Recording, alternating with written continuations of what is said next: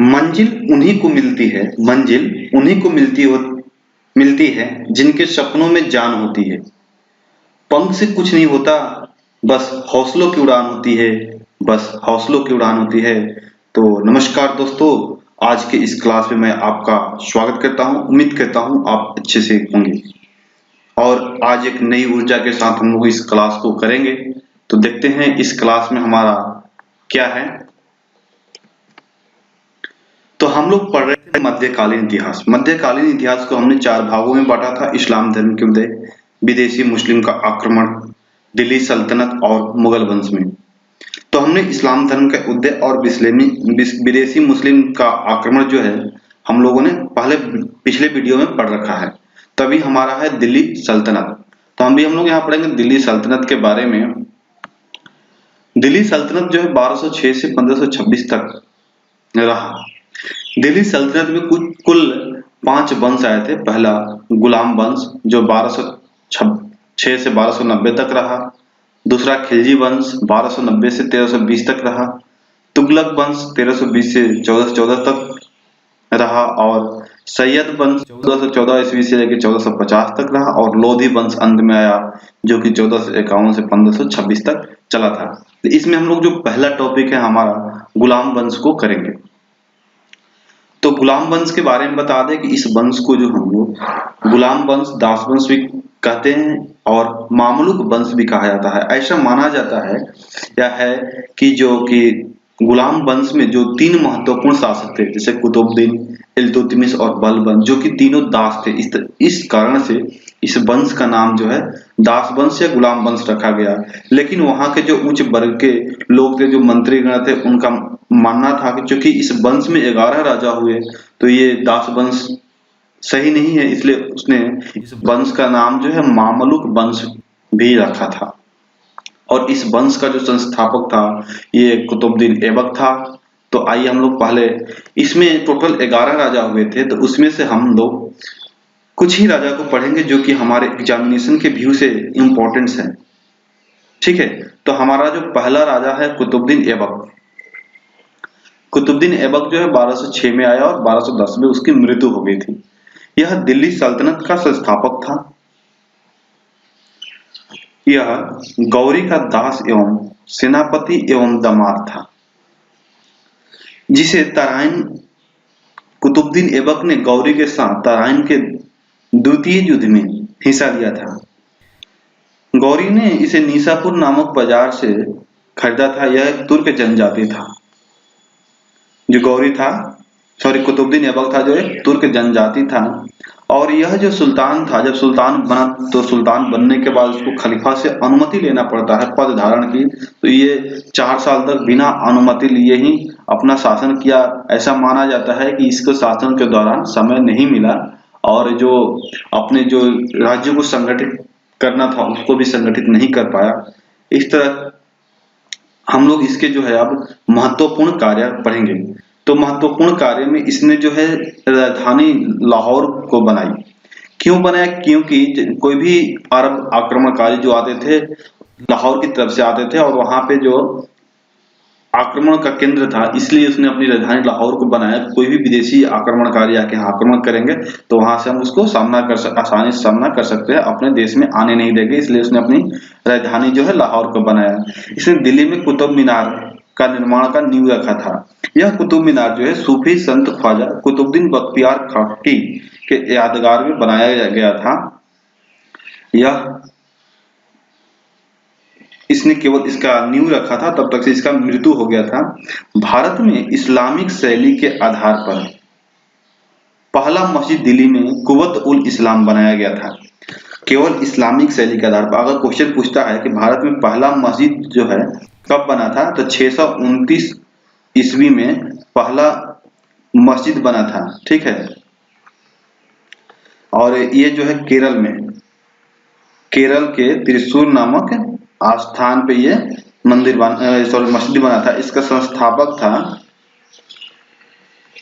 मलिक दीना और इस मस्जिद का जो नाम था चिरामन जुमा मस्जिद है। तो इस प्रकार सबसे पहला भारत का सबसे पहला मस्जिद कौन था? तो चिरामन जुमा मस्जिद, जिसकी संस्थापना मलिक दीना ने कराया। यह 629 ईस्वी में बनाया गया था केरल के त्रिशूर नामक स्थान पर। तो इसके बाद जो है इसने एक 2.5 दिन का झोपड़ा निर्माण कराया। यह एक मस्जिद है, इसका जो कि राजस्थान के अजमेर में ये स्थित है। यह जो झोपड़ा था 2.5 दिन में बना था, ऐसा माना जाता है केवल 2.5 दिन में यह झोपड़ा बन के तैयार हो गया। यह जो था यह पहले एक स्कूल था, एक संस्कृत स्कूल था, जो कि विग्रहराज चतुर्थ ने इसको बनवाया था। विग्रहराज चतुर्थ जो है चौहान वंश का राजा था। इसके दीवार पे जो 2.5 दिन झोपड़ा के दीवार पे जो है संस्कृत भाषा में हरिकेली नाटक लिखा गया है। ठीक है, संस्कृत भाषा में हरिकेली नाटक लिखा गया है। तो इस प्रकार इसने कार्यक्रम के आधार पर इसको कुछ उपाधि मिली। अच्छा, लाख बख्श। लाख बख्श का मतलब होता है लाखों का दान देने वाला, दानी। पील बख्श मतलब कि हाथी धारण करने वाला, और कुरान मतलब कुरान पढ़ने वाला, कुरान की पढ़ाई करने वाला। ठीक है, और इनकी मृत्यु जो है 1210 में चौगान खेलते, घोड़ा पर ये चढ़ के चौगान खेल रहे थे, इससे गिर जाने का उसकी मृत्यु हो गई और उसे आगरा में दफनाया गया था। इस प्रकार हमने कुतुबुद्दीन ऐबक के बारे में पढ़ा कि यह दिल्ली का संस्थापक था, गौरी का सेनापति और दास था। यह गौरी जैसे निशापुर नामक बाजार से खरीदा था। यह एक तुर्की जनजाति था। इसने सुल्तान के पद की स्वीकृति खलीफा से नहीं लिया था। इसने महत्वपूर्ण कार्य में राजधानी जो है लाहौर में बनाई, कुतुब मीनार का निर्माण का नींव रखा था। इस्लामिक शैली के आधार पर इसने कुवत उल इस्लाम का मस्जिद बनाया था। इसने 2.5 दिन का झोपड़ा बनवाया। इस प्रकार से इनकी मृत्यु जो है चौगान खेलते हुए हो गई 1210 ईस्वी में। इसके बाद 1210 ईस्वी में कुतुबुद्दीन ऐबक का पुत्र जो है वो आया, और चूंकि इसका नाम जो है आराम सा, तो ये आराम फरमाते थे साहब। इसके चलते जो है वहां के जो मंत्रीगण थे उन्होंने इल्तुतमिश को दिल्ली के सत्ता, चूंकि आराम शाह जो था वो लाहौर में अपनी शासन कर रहा था, और दिल्ली पे जो है कि नहीं, वहां का मंत्रीगण ने इल्तुतमिश को आमंत्रण किया। चूंकि इल्तुतमिश जो था वो उनका सेनापति और दामाद था, कुतुबुद्दीन ऐबक का दामाद था, इसलिए उसको आमंत्रण किया। और जब इसने 1211 ईस्वी में इल्तुतमिश ने दिल्ली पर अपना राजगद्दी संभाला, तब तक से आराम शाह को भी पता चला। तो आराम शाह ने इसके ऊपर आक्रमण किया और वो 1211 में आराम शाह मारा गया। इसके बाद हमारा आता है इल्तुतमिश। जो इल्तुतमिश है यह कुतुबुद्दीन ऐबक का दास एवं दामाद था। ठीक है, क्योंकि इसे दासों का दास कहा जाता है। ऐसा है कि जो कुतुबुद्दीन ऐबक था वो गौरी का दास था, और इल्तुतमिश जो है कुतुबुद्दीन ऐबक का दास था, इसलिए इसे दासों का दास कहा जाता है। इसे दिल्ली का वास्तविक संस्थापक माना जाता है। ठीक है, कुतुबुद्दीन ऐबक को दिल्ली का वास्तविक संस्थापक माना जाता है। यह खलीफा से सुल्तान पद की स्वीकृति लिया था। इसने जो था खलीफा से सुल्तान पद की स्वीकृति लिया था, और इसे साम्राज्य के स्वामी के नाम से भी जाना जाता है। इल्तुतमिश को साम्राज्य के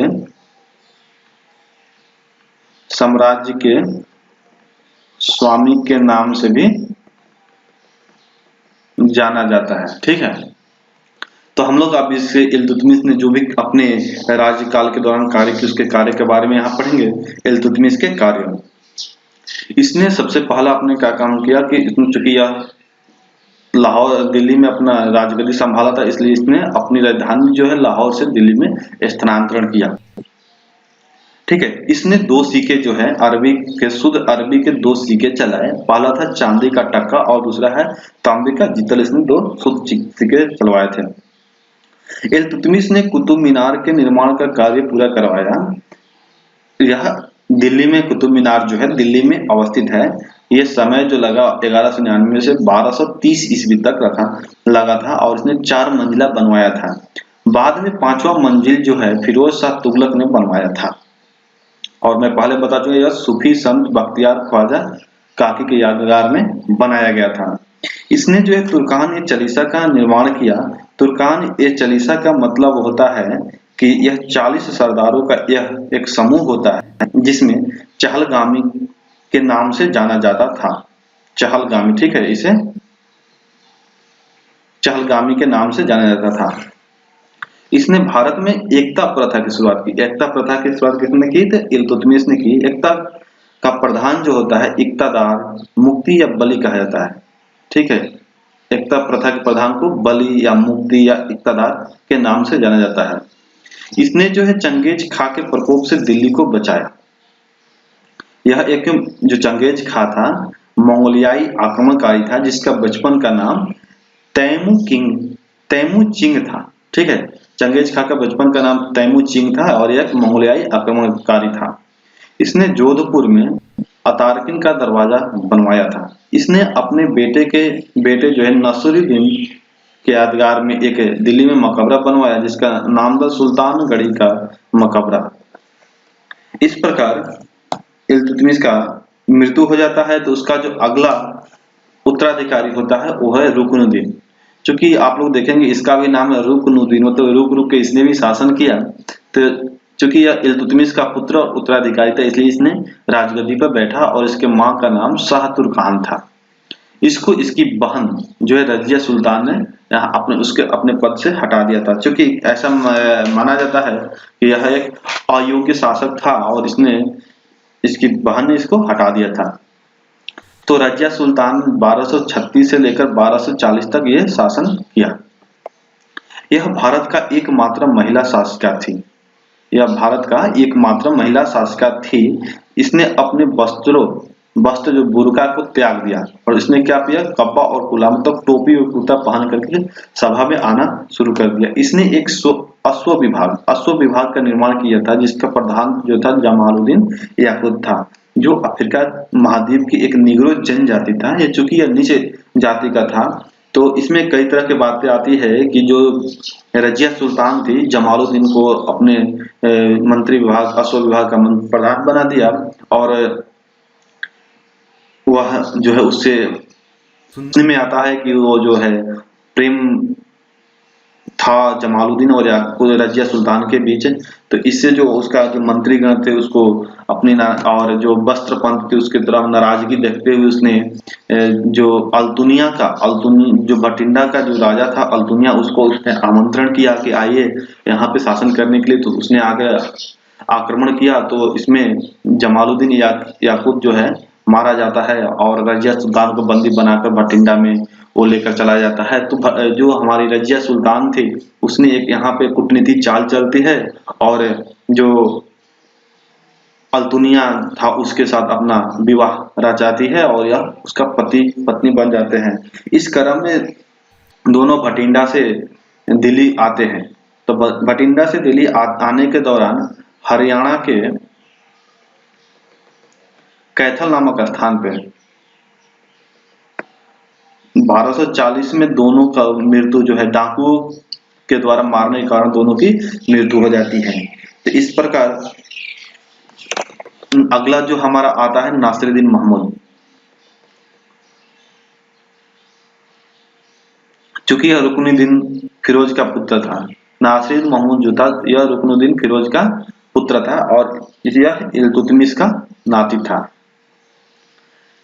यह दास वंश का सबसे गरीब राजा था और इसने अपने हाथों से कुरान को लेकर उसे बेचकर के अपना जो जीवन परवरिश खर्च चलाता था। इसके प्रधानमंत्री का नाम बलबन था। बलबन ने कूटनीति चाल चलते हुए अपनी बेटी की शादी जो है राजा से मतलब नासिरुद्दीन महमूद से कर दी। तो जब राजा की शादी अपनी बेटी से कर दी तो उसने मंत्री होते हुए पूरा कार्यभार देखने लगा और देखते देखते नासिरुद्दीन महमूद को मतलब राजगद्दी से हटाकर खुद ही उस गद्दी पर बैठ गया। इस प्रकार नासिरुद्दीन महमूद चला गया और आया अगला बलबन। 1266 ईस्वी से 1287 ईस्वी तक बलबन आया। यह जो है इसका वास्तविक नाम था बहाउद्दीन बलबन। इसका जो ये गयासुद्दीन बलबन के नाम से अपनी सत्ता में प्रख्यात हुआ। इसने जिले इलाही की उपाधि धारण की। जिले इलाही का मतलब होता है कि वो ईश्वर का प्रतिनिधि है और नासिरुद्दीन ने इनके जो इन्होंने तरीका अपनाया अपनी बेटी की शादी करके उसको उल्लू बना करके और सत्ता को हासिल किया, इसलिए उसने उसको उल्लू खां की उपाधि दिया था। तो आइए हम लोग अब बलबन के कार्य के बारे में पढ़ेंगे। बलबन जो था इसने तुर्कान-ए-चालीसा को नहस-तहस कर दिया। ठीक है, जो ये 40 दलों का सरदारों का दल था उसको तहस-नहस कर दिया। और इसने नवरोज त्योहार जो फारसी त्योहार है, इसने नवरोज त्योहार को प्रारंभ किया। सीता प्रथा के प्रणाली, सीता प्रथा का मतलब होता है ये झुक करके, तो प्रणाम करना, जो भी मंदिर में आएगा झुक करके, जो उसके दरबार में आएगा झुक करके प्रणाम करेगा। इसने पैबोस प्रथा का, पैबोस मतलब कि सम्राट का जो है पैर को चूमना की प्रथा को इसने प्रारंभ किया। इसने एक सैन्य विभाग बनाया जिसको ये दीवान-ए-अर्ज कहा। दीवान-ए-अर्ज किसने बनाया? तो बलबन ने बनाया। बलबन ने लौह एवं रक्त की नीति अपनाई थी। ठीक है, इसने दिल्ली को मंगोलों के आक्रमण से बचाया था। यह दास वंश का सबसे निरंकुश राजा एवं शक्तिशाली तानाशाह शासक था। इसने जनता के साथ निरंकुशता से पेश आया और तानाशाही पूरा दिखाया था। ये था हमारा बलबन। तो बलबन के कार्य देख लिया आपने। इसने तुर्कान-ए-चालीसा को तहस-नहस कर दिया। नवरोज त्योहार जो कि फारसी त्योहार इसको प्रारंभ किया। सिजदा प्रथा जो कि झुककर प्रणाम करने की प्रथा को प्रारंभ किया। पैबोस प्रथा की शुरुआत हुई, जो पैर चूमकर राजा को पैर चूम के किया जाता था। और सैन्य विभाग बनाया जिसका नाम था दीवान-ए-अर्ज। लौह एवं रक्त की नीति अपनाई, दिल्ली को मंगोलों के आक्रमण से बचाया था। यह दास वंश का सबसे निरंकुश एवं शक्तिशाली तानाशाह शासक था। इसके बाद अगला आता है हमारा कैकुबा। कैकुबा जो है 1287 ईस्वी में दिल्ली का शासक बना था और 1290 तक चला। यह बलबन का नाती था। कैकुबा जो था बलबन का नाती था। इसके पिता का नाम बुगरा खां था। इसने वंश का अंतिम राजा था। जो कैकुबा था वो दास वंश का अंतिम राजा था। इसने अपने बेटे का नाम क्यूमस रखा था। चूंकि जो जलालुद्दीन खिलजी है उसने क्या किया, क्यूमस और कैकुबा मतलब बाप बेटों को मार करके उसने एक नया वंश को स्थापित किया जो कि खिलजी वंश के नाम से जाना जाता है। तो अगला चैप्टर हम लोग अगले अध्याय में पढ़ेंगे। तो उम्मीद कर रहे हैं कि यह श्रृंखला आपको पसंद आ रही होगी और आप काफी कुछ हद तक सीखने को मिल रहा होगा। पिछले सभी वीडियो आपको दिखाई दे रहे होंगे, उसे आप निश्चित रूप से देख लें ताकि आपका तैयारी एक अच्छे श्रृंखला में हो सके। इसके अलावा नीचे डिस्क्रिप्शन के पिछले वीडियो के सभी लिंक हमने दे दिया है, जहां से आसानी से आप एक-एक करके देख सकते हैं। तो धन्यवाद दोस्तों हमारे चैनल के साथ जुड़ने के लिए और इतना सारा सपोर्ट करने के लिए। हमारे वीडियो को लाइक और सब्सक्राइब करना ना भूलें और अपने दोस्तों के साथ भी शेयर करें ताकि अधिक से अधिक लोग हमारे चैनल के साथ जुड़ सके। धन्यवाद।